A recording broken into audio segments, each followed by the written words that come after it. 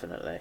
Right, we're going into the news. We've made it, guys. We've done the reviews. We're going to blast through these stories at breakneck pace because a lot of them are quite kind of minory anyway. They're not too interesting. So, Wonder Woman in the most recent issue of Wonder Woman by Rucker and I think Nicholas Scott did this one. I think it was issue 6. I might just be making that up because sometimes I can't be asked to fact check. There is a couple of panels which indicate that Wonder Woman is sexually adventurous and possibly bisexual. And, you live on a fucking island full of women, then it's the same way dudes in prison start wanking each other off. Like, you're going to do some stuff. But maybe she's just above having a binary sexuality. Like, she can do what she wants. What do we think? Do we give a shit? Yeah. Nope. No, I think it's sensible. Yeah. In that somebody that's been brought up on an island completely out of our opinions or the real world's opinions on sexuality and what's right and what's wrong, that they're not going to have any of that sort of effects on them. And it's probably more realistic that society's impact just doesn't affect it at all. She doesn't give a crap. Not to mention the fact that she's a badass, and if anyone starts any bother, She's just mad. Well, not mad. She will do them all good and proper. So, yeah, I still wouldn't mess with her. I definitely wouldn't want to stand up and go, "Yeah, what you're doing is a sin," because I'm going down. And I think it's just logical. It's a sensible character trait. The other thing is interesting facts are on their way to you if you don't already know.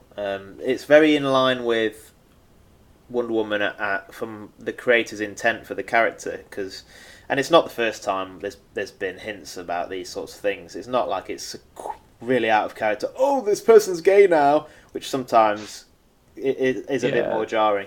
But the guy who created it, William Marston, also the creator of the Lie Detector, he was a very sexually, what's the right word, adventurous fella who liked sharing his bed with multiple partners and his wife, and got up to lots of fun things in his own personal life, and also created Wonder Woman. And he's not the kind of creator who would be closed-minded about this sort of thing. Like, he was into bondage and gangbangs and shit, so like he doesn't give a shit.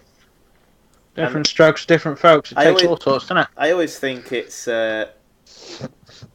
comes down to a lot of the time for me whether something fits or doesn't fit is like around creator's intent and what the creator would think about this thing. And in the comics world, you don't own what you create a lot of the time when you work for Marvel and DC, so you just have to sort of get on with it when people start doing things. But when you see something happening that maybe the original person or the character I know wouldn't do, that's when it starts to feel a bit wrong. But this fits perfectly with my expectations for Wonder Woman. Yeah, it's not doing it for the sake of doing it. No. It's doing it because it feels right for the character. Yeah. Which is fine. Right? That's the way it should be done.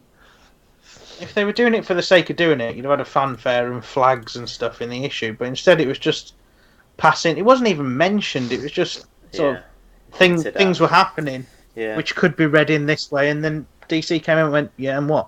Exactly. We don't care. What they should do, because it's people like us who make a big deal out of stuff that are doing it wrong. Because really, it shouldn't be a big deal. And that's the point of this, is to say, yeah, but it doesn't matter. Like these things should become more normal, and the people who fucking get up in arms over these things, why? There's no reason to get a grip.